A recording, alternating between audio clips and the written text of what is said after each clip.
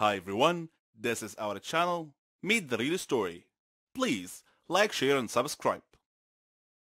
Hi, I'm Gamila. Have you ever experienced a life problem? I know everyone has their own problems, but imagine you had to hide something all your life. Do you know what it feels like? If not, let me tell you. My name is Gamila. It means beautiful in Arabic, and I really am beautiful, or so I've been told. But I have a problem. I always wear a glove on my left hand anywhere I go because I'm too embarrassed to show it to anyone. This has become my life problem. You see, I've had 7 fingers on my left hand since birth. My family couldn't afford a surgery to remove these extra 2 fingers. It would have cost a lot of money, and I would have had to travel abroad because we didn't have clever doctors or good hospitals in my area. So I've been wearing a glove on my left hand since I was young as a temporary solution for this problem. People always ask me about the glove, but I never answer. I just say that my fingers get cold.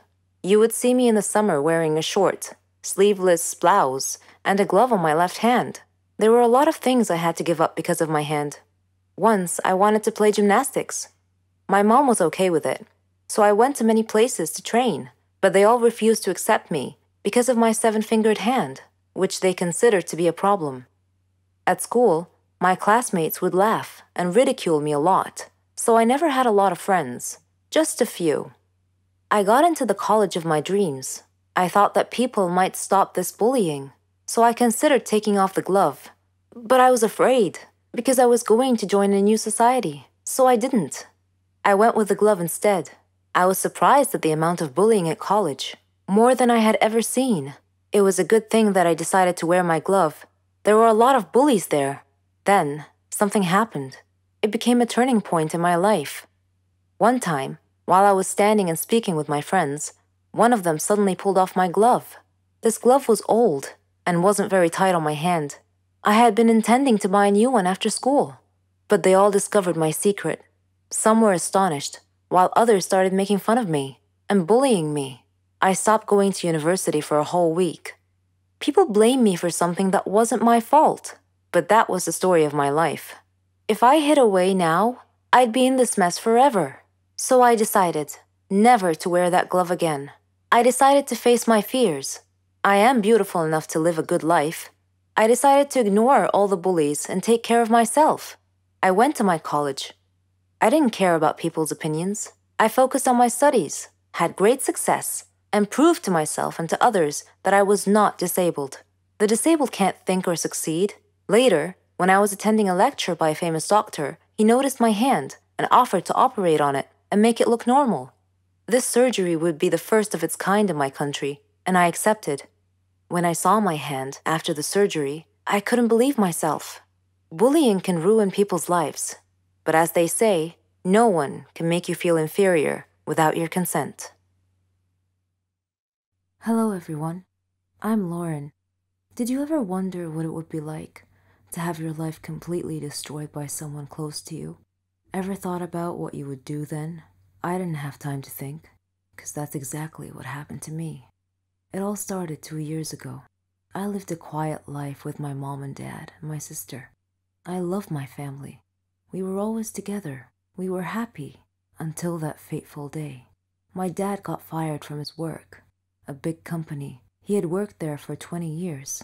The only money we had then was what he had managed to save over the years. Finding a new job wasn't easy. It was a hard time for all of us, especially my dad. He was becoming desperate. At times, he just sat there, quietly, deep in thought, and I rarely saw him smile since. One late night, we were still up waiting for him when he walked through the door. But something was different. He wasn't walking straight. It was the first time in my life seeing him drunk. I decided to take matters in my own hand. I started job hunting. I was lucky enough to find something suitable at a startup company. The pay was good enough, and the more I worked, the more I earned. I was trying my best to get our life back. I was giving it all I've got. My dad started asking me for money. I was more than happy to give him what he needed. I didn't even ask what it was for. Then he started asking for more. He came late almost every night, and he was never awake in the morning. It seemed like we hadn't talked together for ages. Then, money started disappearing from my purse. I got home from work one night. It had been a long day, and I was really tired. I put my bag in my room, and I went to the kitchen to find something to eat. I made myself a sandwich, then took it back to my room. But when I got to the door, I saw a shadow moving inside. I thought everyone was asleep, so I opened the door slightly and looked inside. I couldn't believe what I saw. My dad was standing over my bag, and my wallet was in his hand. He found no money in it, so he threw it on the bed and started going through my purse. At that moment, my mom came down the stairs. She had my dad's shirt in her hands and a small pack of white powder. I looked at her face. Her eyes were filled with tears. I tried to speak, but found nothing to say. My dad came out of my room. He saw us standing there. Suddenly, everything changed. He tore the shirt and the pack from my mom's hands. He was hysterical. He started breaking things around him. My mom and I were too scared to move, but then my sister came running down the stairs. He pulled her towards him and held a knife to her throat. He threatened to kill her if we didn't give him money.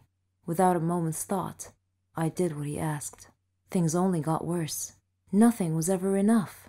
He asked for more and more money, and if I refused, he'd get violent, beating up anyone in his path. I couldn't stand by and watch, so I would just give him what he wanted, until I decided enough was enough. He barged down the stairs one evening and asked for all the money I've got. I told him we had expenses to pay, the rent, school fees, but none of it mattered to him. He asked me again for the money and threatened me if I didn't do what he asked. I refused. He hit me so hard that I crashed my head against the wall and fell to the floor, bleeding.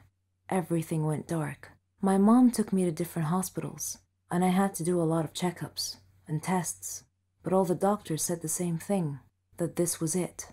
I was sentenced to live my life in darkness, never to see the light again. Bumping my head against the wall was one of the reasons, but apparently, my psychological state played a huge role in my recovery. The doctors suggested that I'd be taken to a psychiatrist. My dad felt sorry for what he had done to me. He quit the drugs and alcohol, tried to be proper, but it was because of him that I was in this state. I didn't know if I could ever find it in myself to forgive him. I was torn inside. He was my dad, but I couldn't forget what had happened.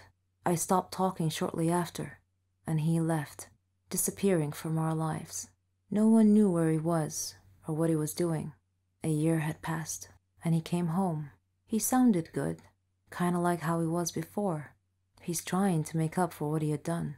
But to me, nothing he does makes a difference anymore. I'm still in the dark. That's something I'm gonna have to live with my whole life. I can't change that. What do you think I should do? Before this summer, I had zero experience with dating apps. Tinder wasn't even released until 2 years after my long-term relationship ended. During 7 years of my relationship, I had played around on my friends' apps, but never swiped left or right. Finding myself suddenly single at the beginning of the summer and in desperate need of distraction, I dove headfirst into the pool of online dating. I started with Tinder because my town is too small for anything else, and my cold dead heart wanted casual dates and nothing serious. And that's the whole purpose of Tinder. Tinder met most of my expectations. I went on a handful of dates, met some cool guys, and some not so cool guys. I even hung out with a few truly interesting people, like a radio DJ who runs a wedding business on the side. What I did not expect from Tinder, however, was how most of these interactions started to make me feel good about myself. I mean really good about myself. Like every woman in the world, I've never been happy with my body.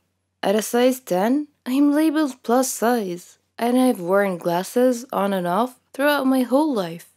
When I'm out with my girlfriends, I'm never the girl who is hit on, flirted with, or even picked up. Ever since I hit puberty and became aware of attractive versus unattractive, I've thought of myself as filling the role of the fat friend who just sits back and smiles. Obviously, I've had boyfriends, but they've always been my friends first. So when they said you're gorgeous, what I heard was, I found you gorgeous only after getting to know you. I didn't immediately think you were pretty. I know that having someone attracted to your personality is way more important than thinking you're cute. But I wouldn't hate having just one guy who doesn't know me at all tell me that I'm attractive. Friends, family, and boyfriends, I don't believe. But a total stranger, that person I might actually listen to.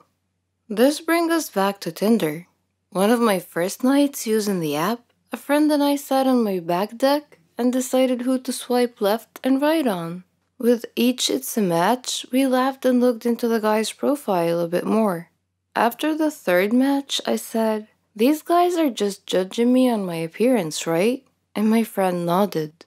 "So they're only swiping because they think I'm cute? Or are they just swiping on every girl?"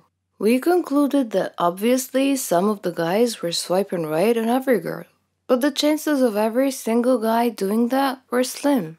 We swiped some more.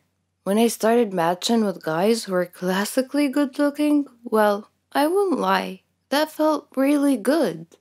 A hot guy actually thinks that I'm attractive? What? No. How could that be? Then the messages started. Some guys went right in with, "You're really pretty."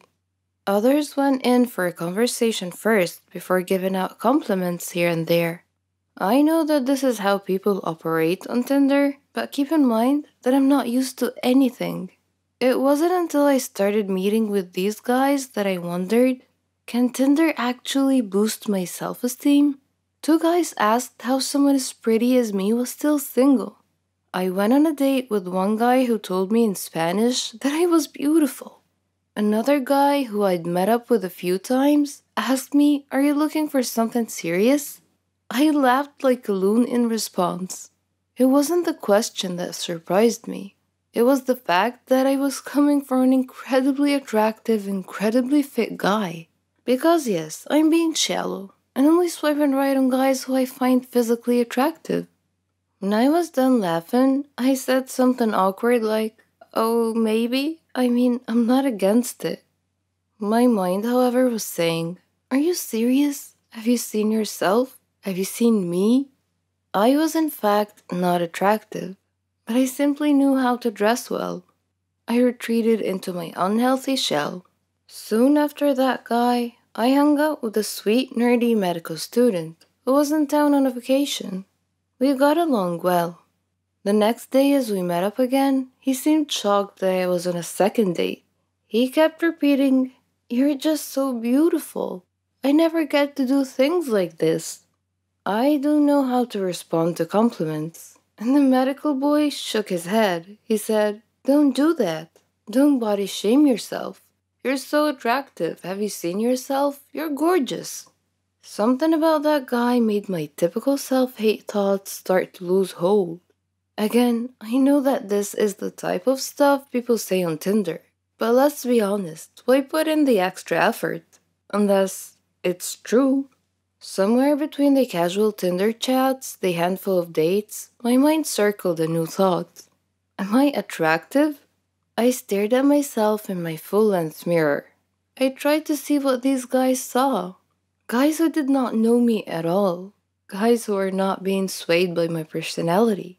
And guys who have no reason to compliment me because I'm not looking for another relationship anytime soon. Suddenly I started to see it.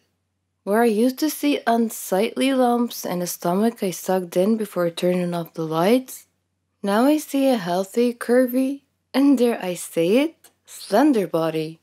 Friends, family, and boyfriends have always told me that I'm attractive, but it wasn't until these strangers started repeating it over and over that I actually started to hear it. So which is boosting my self-esteem? Tinder or just plain dating? Or are they working in with one another because without Tinder, I probably wouldn't be dating at all? Romantically, I tend not to put myself out there.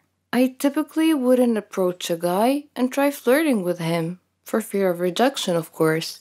With Tinder, however, just matching with someone seems to lessen the fear of rejection. Whether you matched with them because they're genuinely interested, or you matched because they're saying yes to everyone, Seeing that it's a match message eases a tiny bit of the tension that goes into dating. Whether it's thanks to Tinder or not, in the past few months I've discovered newfound confidence. When someone compliments me, I say thank you instead of responding with a self-hatred joke. When I meet a date for the first time, I work at being my usual chatty, sarcastic self rather than being shy and quiet. I have flirted with guys and even gave a random musician my number. For once in my life, I feel like I'm someone worth dating, rather than fearing my significant other might be too good for me. Did Tinder give me this confidence boost? Or am I just getting older and wiser? I don't know for sure. But what I do know is that I'm not going to stop online dating anytime soon.